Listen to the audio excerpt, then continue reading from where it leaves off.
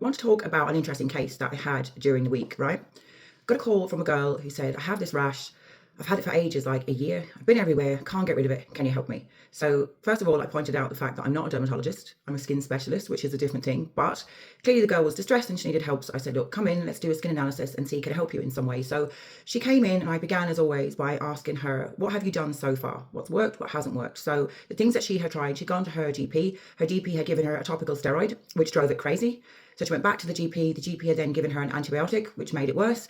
And then the last time she went to the GP had given her Nizoral, which basically set her face on fire. I saw the picture. It looked like she had been burnt. So just want to point out first, the GP did the right thing. She recommended the topical steroid to rule out any underlying autoimmune disruption to an allergen. Number two, she recommended an antibiotic to rule out bacterial infection. A lot of rashes can be bacterial, particularly around the mouth. And then Nizoral because the GP wanted to rule out a fungal or yeast infection. So even though that course of action hadn't actually worked for that particular patient, that's the normal kind of go-to 1, 2, 3. So we went through everything, okay? For me, before I recommend any product or any changes to anyone's routine, it's really important for me to establish a cause. You have a rash. Let's not jump into treating it. Let's figure out what's causing this thing first. That's the most important thing, because otherwise you're only treating the symptoms, not the cause, and then there's never a cure, you know? So we spent ages going through everything, every single thing. I did a full Columbo on her. The only significant change in her life was actually her location. So she'd started working abroad about a year ago, not long, probably I think June, July last year, something like that. Not long after this rash appeared. She hadn't changed her skincare, her diet, she wasn't stressed, she wasn't ill, wasn't on any new medications, nothing. So then I asked her, was there any air conditioning in the house? She was like, yeah, it's on 24/7. I said, what about the office? She said, yeah, it's on 24/7. It's on in my car, it's on in restaurants, it's on everywhere. That's what caused the rash. What she had was perioral dermatitis. So it's a rash that presents around the mouth. Sometimes it can look a bit like acne, looks like this. Sometimes it moves to the eye area, it's then periorificial dermatitis. It's really common, it's very stubborn. It's very common in women aged kind of 20 to kind of 45-ish. You know, they are going to see it more than any other sort of group of people. How do we treat it, right?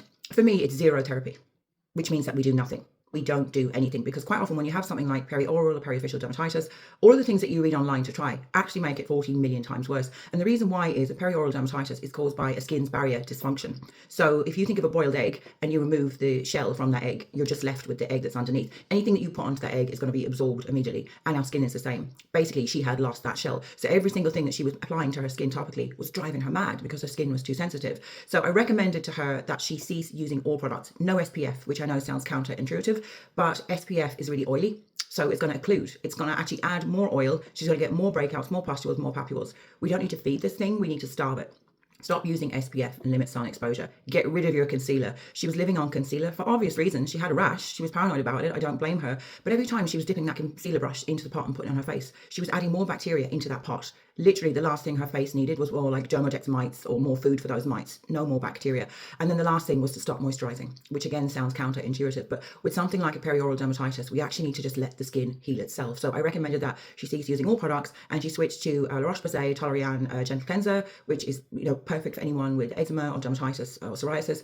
And then that she used the same moisturizer, but only when she needs the moisturizer. I said, wait until your face feels like it's cracking, then use moisturizer. The less food we give this thing, the better. So her follow-up with me is in 3 months. I'll see how she's getting on. But just with skin conditions, sometimes zero therapy is actually the way to go. Let the skin do its jobs. Let it heal. She's very healthy. Her skin is good otherwise. I'm quite confident that her skin will come back, particularly now that she's not in that environment anymore. You have to remember that your skin is an organ that we wear on the outside of our body, and it's very sensitive to environmental changes. You go from a warm, humid climate like we have here in Ireland to a cold, dry, air-conditioned environment where that air is being circulated constantly.